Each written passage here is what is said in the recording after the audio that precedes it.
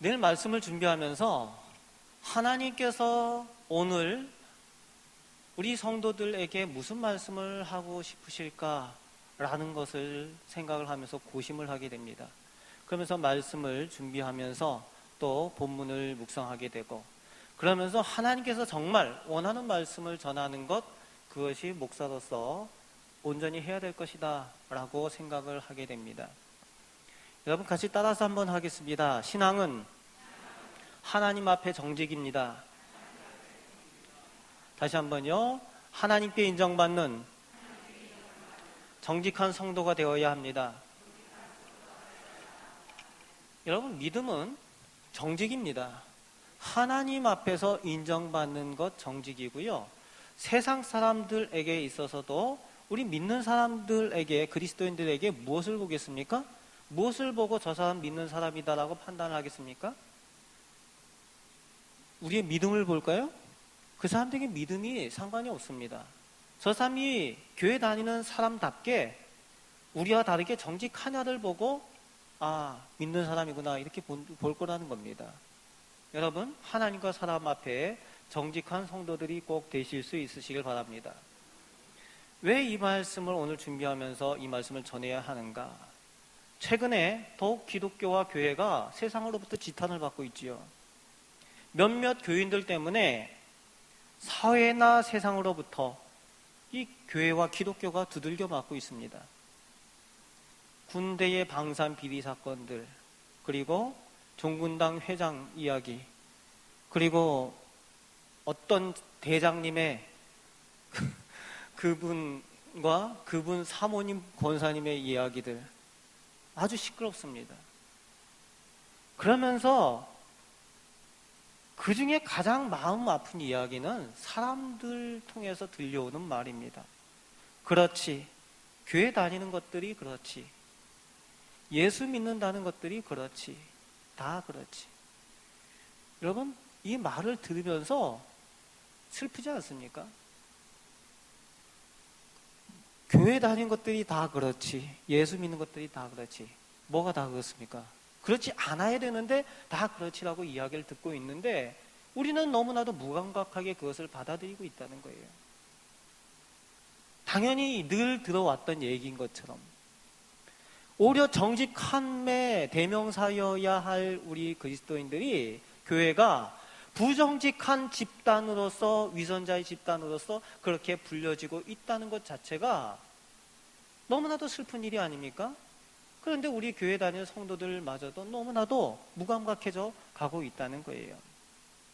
여러분, 영화나 드라마에서 공공연하게 이 교회 다니는 사람들에 대한 이야기를 악한 사람들처럼 취급을 하는 것이, 그렇게 다루는 것이 보여지고 있다는 겁니다. 우리의 반응이 어때야 됩니까? 세상 사람들이 악하다고 그렇게 세상 사람들에 대해서 비난을 해야 될까요? 우리가 기도해야 되는 겁니다.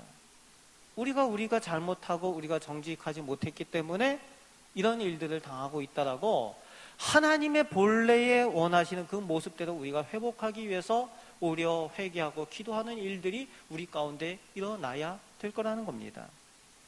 사랑하는 성도 여러분, 우리 교회의 정직함을 위해서 더욱 기도해 주실 수 있으시길 바랍니다.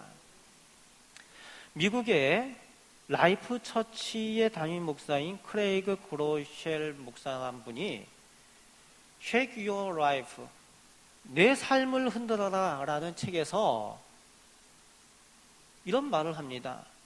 우리는 정직한 행동이 큰 충격을 주는 세상에 살고 있다라고 얘기를 합니다. 도덕성 검사에서 떨어진 사람보다 올바른 일을 한 사람을 보고 더 놀라는 그런 세상에 살고 있다라고 얘기를 합니다. 이게 온전한 세상입니까? 정직한 행동을 하니까 사람들이 놀란다는 거예요. 올바른 일을 하니까 사람들이 충격을 받는다는 겁니다. 그 시대에 우리가 살아가고 있다는 겁니다. 서글픈 현실이지요. 성도인 우리들조차도 마치 정직한 것이 놀라운 일인 양 그렇게 무감각해 져가고 있는 우리들의 모습을 보게 된다는 겁니다. 요즘 우리의 세태가 어떻습니까? 기독교 단체에서 이 동성애에 대한 이야기를 세상을 향해서 우리가 이야기를 하고 있지 않습니까? 동성애의 그 행위들이 잘못됐다, 그것은 죄악이다라고 얘기를 하지요. 그렇게 외칠 때에 돌아오는 메아리가 어떻게 돌아오고 있습니까? 이렇게 돌아오는 거예요. 너는 뭔데? 그런 말 할 자격이 너희에게 있느냐라고 교회를 향해서 오히려 메아리가 돌아오고 있는 겁니다. 악한 세상이 더 이상 교회에서 하는 말을 신경 쓰지 않습니다. 왜요? 똑같이 악하다라고 느끼고 있기 때문에 그렇습니다. 여러분, 왜 그렇습니까? 저 밖에 사회는 관두고 세상은 관두고 우리 교회 자체만으로도 이제 의인을 찾아보기가 힘들 지경이 되었다는 거예요. 오늘 우리 가운데는 누가 하나님 앞에서 의인으로 인정받을 수가 있겠습니까? 이제 질문을 해보겠습니다. 여러분 정직하십니까? 하나님 앞에 정직하십니까? 그래서 하나님과 사람 앞에서 당당할 수가 있으시겠습니까? 정직하시길 바랍니다. 여러분, 하나님 앞에서 정직하면 세상과 사람들 앞에 당당할 수가 있는 거예요. 하나님 앞에서 정직하지 못하면 세상과 사람들 앞에서도 당당할 수가 없는 겁니다. 하나님 앞에 정직하고 세상 가운데도 당당할 수 있는 그리스도인들이 되실 수 있으시길 바랍니다. 여러분, 오늘 본문 가운데 다윗의 시가 나오고 있어요. 다윗은 하나님의 마음에 합한 사람이라고 하나님께서 그렇게 말씀하셨습니다. 다윗이 하나님께 인정받고 사랑받는 가장 큰 이유가 무엇인 줄 아십니까? 그 믿음이지만 무엇보다도 정직이었다는 겁니다. 다윗의 신앙의 특징은 한마디로 이야기하면 하나님 앞에 정직이었다는 거예요. 정직하기 때문에 하나님 앞에 가릴 것이 없는 사람이었습니다. 하나님 앞에 정직했기 때문에 어린아이와 같이 하나님 앞에서 뛰노을 수가 있었던 사람입니다. 정직했기 때문에 하나님 앞에서 왕이었음에도 불구하고 나는 한 마리 연약한 양과 같다라고 자신을 고백할 수가 있었습니다. 물론 그가 실수도 했었지만 그러나 그의 잘못을 마음으로 깨닫게 될 때에 그 즉시 하나님 앞에 잘못했습니다라고 인정할 줄 아는 그 사람이 바로 다윗이었기 때문에 하나님께서 그의 정직을 보시고 그 마음에 그 하나님 마음에 합한 사람이라고 다윗을 인정하셨다는 겁니다. 여러분, 이 다윗과 같이 하나님께 인정받는 정직한 사람이 되시길 바랍니다. 그런 믿음을 소유하시는 우리 복된 성도들 꼭 되시길 바랍니다. 정직을 위해서 여러분 어떤 노력들을 하고 계십니까? 예전에 주일 3부 예배를 끝나고 한 분이 찾아와서 저에게 상담을 한 적이 있어요. 뭐 상담이라기보다는 좀 따지듯이 말씀을 하시더라고요. 목사님, 왜 예배 중에 꼭 참회 기도를 해야 합니까? 그리고 참회 기도를 그렇게 길게 해야만 합니까? 좀 짧게 하면 안 되겠습니까? 그게 묻습니다. 그러면서 하시는 말씀이 회개할 죄도 없는데 그렇게 길게 하면은 너무 힘들다는 거예요. 곰곰이 생각해 봤습니다. 제가 3부 예배를 인도를 하면서 별로 안 긴 것 같거든요. 참회 기도 시간이. 근데도 그 시간도 너무 길다라고 이야기를 하는 겁니다. 그래서 제가 묻습니다. 그럼 집사님, 그럼 평소에 매일 기도하시면서 회개 기도를 하시나 보지요? 제가 그렇게 질문을 했습니다. 회개 기도를 많이 하시나 보다고, 매일. 그랬더니 그분이 뭐라고 얘기를 하는가 하면, 아니, 내가 매일 회개할 만큼 내가 그런 죄를 많이 지었겠느냐고, 내가 나라를 팔아먹었냐고, 사람을 죽였냐고, 그러면서 얘기를 하는 겁니다. 무슨 회개할 죄가 있겠냐는 거죠. 그래서 물어봤어요. 그럼 참회 기도 때 뭐 하고 계십니까? 아무것도 안 한다는 거예요. 그분의 신앙생활에 하는 모습을 봤기 때문에 더 이상 이야기를 하지 않고 넘어갔습니다. 얘기를 할 필요가 없지요. 우리는 남들과 우리를 비교해서 내가 조금 더 죄를 덜 지었다라고 생각할 때가 있습니다. 저 전 대통령하고 노 대통령하고 그분들보다 내가 죄를 덜 지었다 이렇게 생각하는 분들도 있을 수 있어요. 그리고 내가 조금 더 저 사람보다는 정직한 편이다라고 생각하는 그런 경우도 있습니다. 비교적으로 생각할 때가 있다는 겁니다. 여러분, 하지만 진정한 정직의 평가는요, 우리 사람에게 있는 게 아닙니다. 정직의 평가는 누구에게 있습니까? 정직하냐 정직하지 않으냐는 오직 하나님께 있는 거예요. 하나님의 평가에 의해서 절대적으로 평가되는 것이 우리의 사람의 정직입니다. 오늘 본문 말씀 1절 말씀에 보면은 다윗이 이렇게 기도하고 있습니다. 여호와여, 하나님, 주의 장막에 머무를 자가 누구입니까? 주의 성산에 사는 자가 누구입니까? 라고 다윗이 기도를 시작하고 있어요. 무슨 얘기입니까? 하나님의 집에 머무를 수 있는 자격이 있는 사람이 누구겠습니까? 하나님의 성산에서 살아갈 수 있는 사람이, 그런 자격을 가진 사람이 누구겠습니까? 라고 기도를 하고 있는 거지요. 즉, 사람들 눈에, 사람들의 평판에 정직하다고 존경받는다고 하는 것이 소용이 없다는 겁니다. 무슨 얘기입니까? 바로 이 질문에 절대적인 그 평가가 되어지는 거예요. 주의 장막에 머무를 수가 있겠는가? 주의 집에 살 수가 있겠는가? 주의 성산에 살 수가 있겠는가? 이 질문을 나에게 적용을 시켜서 물어보면 명확하다는 거예요. 내가 하나님 집에 정말 살 자격이 있겠는가? 왜 그렇습니까? 하나님은 거짓과 죄를 얼만큼 용납하시는 분이십니까? 조금도, 아주 조금도 하나님은 죄와 거짓을 용납하지 않으시는 분입니다. 그러니 정말 죄 있는지 여부가 확실해지는 거죠. 정말 정직한지 여부가 하나님 앞에 서면 확실해지는 겁니다. 정말 정직한지는 하나님 앞에 서고 하나님과 동행하고 하나님과 살 수 있겠느냐, 내가 하나님 앞에 설 때에 그럴 수 있겠느냐를 돌아보면은 내가 정직한지 그렇지 않은지를 명확하게 내 자신을 확인할 수가 있다는 겁니다. 여러분, 비교 평가가 아니에요. 저 사람보다 내가 조금 덜 죄를 짓고 저 사람보다 내가 조금 더 정직하고, 이런 비교 평가가 아니라는 겁니다. 하나님 앞에서는 절대 평가한 겁니다. 토니 던지라는 분이 이렇게 얘기를 합니다. 사람은 정직에 있어서 상중하가 없다. 정직하든지 정직하지 않든지 둘 중에 하나다 라고 말을 했습니다. 여러분, 그런 거죠. 누가 더 정직하고 덜 정직하고 이것이 아니라 정직하냐 정직하지 않으냐, 둘 중에 하나라는 겁니다. 하나님 앞에서도 마찬가지죠. 죄가 있느냐 없느냐, 이것으로 천국에 가느냐 구원을 받느냐 그렇지 않느냐가 명확해지는 겁니다.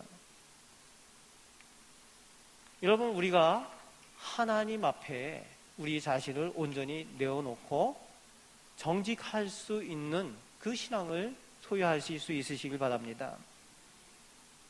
그래서 다윗은 하나님 장막과 성산에, 결국 하나님 나라에 살 수 있는 사람은 오늘 본문 2절부터 5절까지 그 내용에 해당되는 사람이어야 한다는 것을 그렇게 고백을 하고 기도를 하고 있습니다. 여기에 해당되는 사람이 정직한 사람이라는 거예요. 어떤 정직인지 이제 오늘 본문을 우리가 살펴보면서 우리 자신들을 이 시험지에 한번 평가를 해보도록 하겠습니다. 예, 시험 본다고 하니까 참 힘이 드시죠? 예, 어쨌든 보겠습니다. 2절 말씀을 같이 다시 한번 읽겠습니다. 정직하게 행하며 공의를 실천하며 그의 마음의 진실을 말하며. 정직하게 행하며 공의를 실천하며. 함께 하겠습니다. 정직한 행동. 다시 한번 정직한 행동. 하나님과 나 자신에게도 내 생각과 행동이 동일하게 정직하게 행하는 것이 필요하다는 거예요. 생각과 행동이 따로 하면 안 된다는 겁니다. 나만 옳다가 아니라 하나님께서 그리고 모든 사람들 앞에서 의롭게 인정받는 그런 삶을 살아가는 것이 정직한 행동이지요. 정직하게 행하며 공의를 실천하며, 그리고 그 후에 보면은 그의 마음의 진실을 말하며 말씀하고 있습니다. 마음에 생각한 그대로 진실된 말을 해야 된다는 거예요. 따라서 하겠습니다. 진실된 입술. 다시 한번 정직한 입술. 마음에 생각하고 생각하는 것을 그대로 입술로 그대로 말하는 겁니다. 정직한 입술이어야 한다는 거예요. 여러분 정직하게 말하고 있습니까? 여러분 우리가 하얀 거짓말 이런 얘기들 하지만 그것도 엄밀하게 따지면 정직할 수가 없는 거지요. 3절 말씀 같이 보겠습니다. 그의 혀로 남을 허물하지 아니하고 그의 이웃에게 악을 행하지 아니하며 그의 이웃을 비방하지 아니하며. 그의 혀로 남을 허물하지 아니하고. 같이 하겠습니다. 정직한 동기, 정직한 의도. 똑같은 말을 해도 내 형제 자매의 어려움들을 돕기 위해서 말하는 것과 그 사람을 비난하기 위해서 말하는 것이 다르다는 거지요. 오늘 말씀에 그의 혀로 남을 허물하지 아니하고 정직한 의도를 가지고 말을 해야 된다는 거예요. 여러분, 우리가 하는 말들이 이런 정직한 의도를 가지고 있습니까? 정직하십니까? 그리고 또 3절 후반에 그의 이웃에게 악을 행하지 아니하며 그의 이웃을 비방하지 아니하며. 다시 한번 같이 하겠습니다. 정직한 관계. 정직한 관계에 이어야 한다는 거예요. 속이거나 뒤에서 욕하지 않아야 된다는 겁니다. 여러분, 이 3절이 많이 힘들죠? 우리 가운데에 요것이 이제 우리가 생각할 때에 좀 쉽지가 않은 그런 분들이 있습니다. 또 4절 말씀 같이 읽습니다. 그의 눈은 망령된 자를 멸시하며 여호와를 두려워하는 자들을 존대하며 그의 마음에 선한 것은 해로울지라도 변하지 아니하며. 정직한 분별을 가져야 된다는 거예요. 망령된 자를 멸시할 줄 알아야 된다는 겁니다. 그리고 여호와를 두려워하는 사람들을 존귀하게 볼 줄 알아야 된다는 거예요. 하나님 앞에 타락하고 범죄하는 사람들을 보면서도 무감각하거나 또 그러려니 하는 그런 심정, 그런 무감각을 가지고 있는 사람들을 하나님께서는 정직하다고 보지 않으신다는 겁니다. 여러분, 타락하고 범죄한 사람들의 모습을 보면서도 무감각하다. 나도 그 죄에 대해서 무의식적으로 공감하고 있다는 얘기 아닙니까? 정직하지 않은 거예요. 또 하나님을 두려워할 줄 아는 사람들을 귀하게 여길 줄 아는 사람을 하나님께서는 정직하게 본다는 겁니다.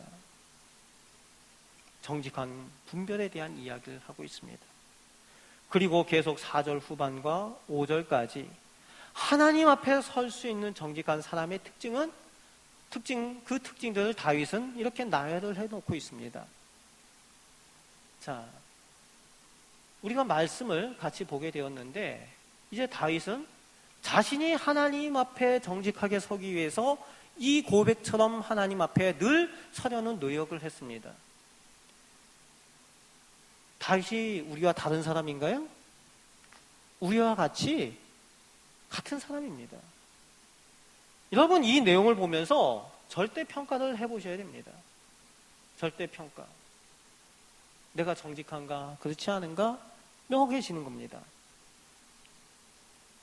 하나님 앞에 정직하시길 바랍니다. 하나님 앞에 서실 수 있는 믿음의 사람들이 되실 수 있으시길 바랍니다. 그런데요, 오늘 본문 말씀을 보면서 우리들이 느끼는 바가 있으시죠? 예수를 믿어도 아직도 우리는 정직하지 못하다, 이렇게 느끼게 되지 않습니까? 저만 그런가요?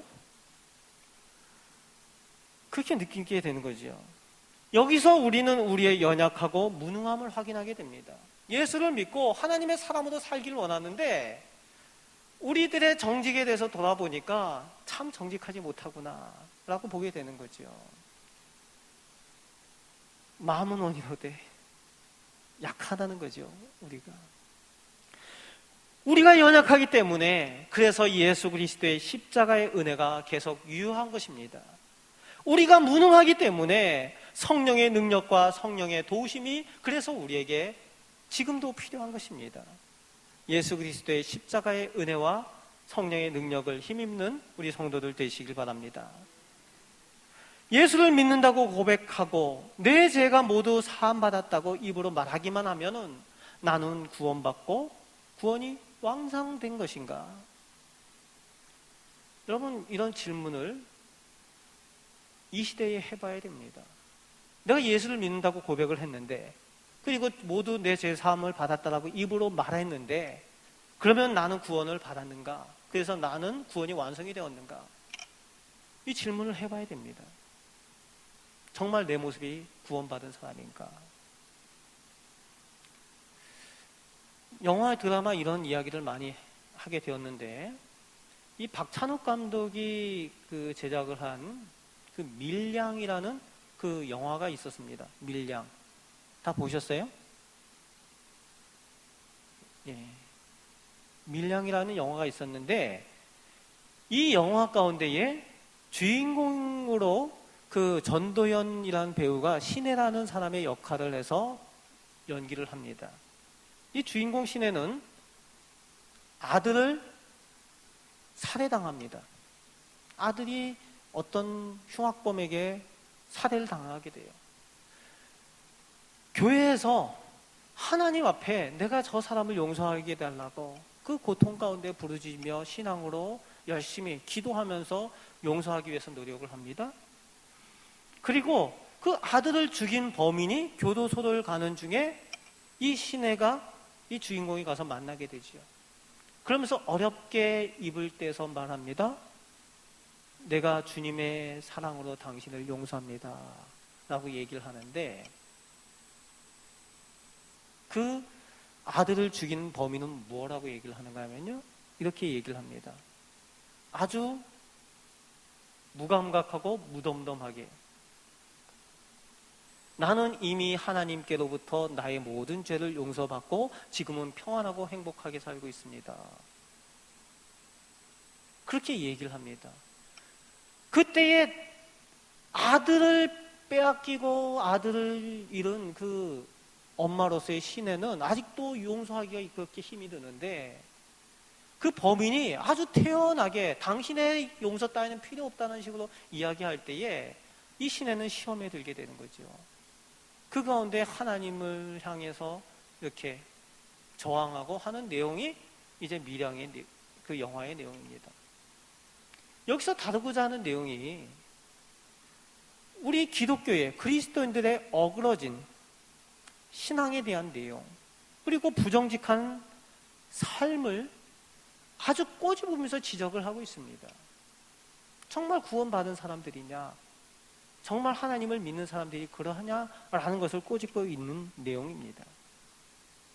여러분, 피해자의 용서 없는 회개, 온전한 용서가 될 수가 없습니다. 성경을 잘못 알고 있는 거죠. 성경에서는 하나님과 사람에게 모두 그 죄에 대한 것들을 해결해야 그것을 완전한 것으로 보고 있습니다. 근데 우리 기독교인들이 이런 부분에 대해서 하나님과 사람 앞에서 너무나도 부정직합니다. 여러분, 영화 속의 이야기가 아니라 남의 얘기가 아니라 오늘 우리들의 얘기인 거예요. 이런 부분에 대해서 너무나도 무감각해지기 때문에 문제입니다. 이런 식의 회개, 이런 식의 정직, 우리 기독교 안에 만연해 있다는 겁니다. 여러분, 하나님께서 오늘 우리를 보실 때에 기뻐하시겠습니까? 누가복음 3장의 세례 요한은 세례를 받으러 오는 무리를 향해서 뭐라고 그들을 향해서 부르짖는가 하면은 회개에 합당한 열매를 맺으라 라고 외칩니다. 같이 따라서 하겠습니다. 회개에 합당한 열매. 다시 한번요. 회개에 합당한 열매. 여러분, 회개는 그 합당한 열매가 따라가야 된다는 거예요. 여기서 우리의 신앙과 구원의 상태를 점검해 봐야 되는 겁니다. 그 점검할 때 단계가 있죠. 예수 그리스도의 십자가로 내 죄가 사함을 받았는가를 확인하기 위해서는 무엇을 먼저 확인해야 되는가 하면요, 내가 회개를 제대로 했는가를 확인을 해야 됩니다. 내 죄가 예수 그리스도의 십자가로 용서함을 받기 위해서는 우선순위가 뭔가 하면은 내가 내 죄를 회개하는 것이 제대로 되어야 그 죄가 해결이 되는 거예요. 용서가 되는 겁니다. 그럼 회개를 제대로 내가 했느냐를 확인하기 위해서는 내가 지금 회개에 합당한 열매를 맺는 삶을 살고 있느냐라는 것을 점검을 해봐야 되는 겁니다. 3단계죠. 여러분, 회개가 뭡니까? 회개. 예, 갑자기 물어보니까 생각이 안 나시죠? 돈 세는 건가 뭐 이런 생각도 하시고. 회개. 가던 길을 돌이켜서 완전히 다른 길로 가는 것을 회개라고 합니다. 가던 길을 완전히 유턴해서 완전히 다른 길로 가는 겁니다. 완전히 반대 방향으로 가는 것, 그것이 회개의 뜻입니다. 내 삶이 회개에 합당한 열매를 맺는 삶인가? 예전과 완전히 달라져서 회개의 삶을 살고 있는가? 그런 열매, 하나님 앞에 정직한 삶을 살고 있는가를 묻는 겁니다. 여러분, 그렇지 않다면요, 즉 내가 회개에 합당한 열매를 맺지 않는 삶을 살고 있다면은, 합당한 열매를 맺지 못하는 그런 삶을 살고 있다면은 어쩌면 내 회개는 잘못된 회개일 수 있다는 거예요. 그러면 그 다음의 단계가 뭡니까? 내가 잘못된 회개를 했다면은 내 죄가 어떻게 돼요? 예수 그리스도의 십자가의 은혜로 내 죄가 해결될 수 있을까요? 없을까요? 내가 회개하지 않은 죄가 어떻게 해결이 됩니까? 회개할 때 해결이 되는 거예요. 여러분, 내가 제대로 회개하지 않은 죄가 있다라면은 그 죄는 예수 그리스도의 십자가로 해결되지 않은 채로 남아있는 겁니다. 그럼 우리의 구원에 대해서는 어떻게 되는 건가요? 여러분, 심각한 내용이지요? 그런데 예수님께서 말씀하실 때에 이런 비유를 드십니다. 10,000달란트를 빚진 자가 탕감을 받죠. 어떤 왕에게 임금님에게 10,000달란트 빚진 자가 탕감을 받습니다. 평생이라도 갚을 수 없는 그 빚을 탕감을 받아요. 그런데 그 탕감받은 그 사람이 탕감받았으면 그 감사함과 기쁨을 가지고 그 탕감받은 그런 사람의 삶을 살아야 되는 거예요. 그 열매를 맺는 삶을 살아야 되는 겁니다. 그런데 그 탕감받은 사람이 탕감받고 나가자마자 어떻게 했다고요? 기억나십니까? 자기하고 동료인 관리가 자기에게 얼마 되지 않은 빚을 졌다고 그 사람을 잡아다가 옥에 가둡니다. 그 소식을 왕이 듣고 임금이 듣고 어떻게 했다고요? 탕감받은 것 무효 잡아다가 다시 감옥에 집어넣었다는 거죠. 예수님께서 이런 비유를 하고 계십니다. 여러분, 우리가 구원에 대해서 구원받았다라고 이야기할 때에 우리가 지금 정직하지 않다면은 다시 한번 우리 구원에 대해서, 우리 믿음에 대해서도 다시 한번 점검을 해봐야 되는 겁니다. 우리 자신을 말씀 앞에 세워보시길 바랍니다. 다른 사람, 다윗 다 필요 없고 그만두고 나는 하나님 앞에 정직한 모습으로 서 있는가? 내가 하나님 앞에 설 수가 있겠는가? 더 나아가 하나님 나라에 내가 오늘 들어갈 수가 있겠는가? 여러분, 제가 여러분들 기분 나쁘게 할 의도는 없습니다.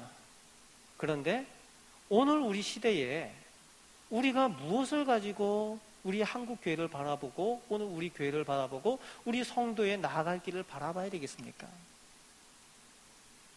오늘 본문 말씀에 비추어서 우리를 점검해 봐야 되기 때문에 그렇습니다. 그리고 회개할 것은 오늘 회개하고 오늘 새롭게 결단하고 시작하자는 겁니다. 기회가 있을 때에. 여러분, 오늘 말씀을 들으면서 마음 가운데에 느껴지는 부분이 있으시다면 오늘 해결하시길 바랍니다. 오늘 해결하고 하나님 앞에 정직하게 서려고 결단할 때에 그 가운데 하나님의 은혜가 임하게 될 줄로 믿습니다. 그리고 사람으로 연약하고 부족함을 우리가 스스로 느끼게 될 때에 그때에 우리가 기도하면서 성령의 도우심을 구하실 수 있으시길 바랍니다. 그럴 때에 우리의 연약함을 우리 성령님께서 도와주실 줄 믿습니다. 그래서 우리의 고백이 마태복음 5장 37절과 같아지길 원합니다. 오직 너희 말은 옳다 옳다 아니라 아니라 하라. 이에 지나는 것은 악으로부터 나느니라. 하나님과 사람 앞에서 예이면 예, 아니면 아니라고 정직하고 믿음으로 고백할 수 있는 우리가 되어야 될 줄로 믿습니다. 그럴 때 하나님께서 우리의 모습을 보고 인정하시고 기뻐하게 될 줄로 믿습니다. 사랑하는 성도 여러분, 하나님께 인정받는 정직한 신앙의 소유자가 되시길 바랍니다. 그리고 하나님과 함께 동행하면서 당당하게 세상 가운데 나아가 복음을 전하고 하나님의 사람으로 사람들에게 이 승리의 그 복음을 전할 수 있는, 천국의 소식을 전할 수 있는 우리 복된 성도들 되시기를 주님의 말씀으로 축원을 드립니다. 아멘.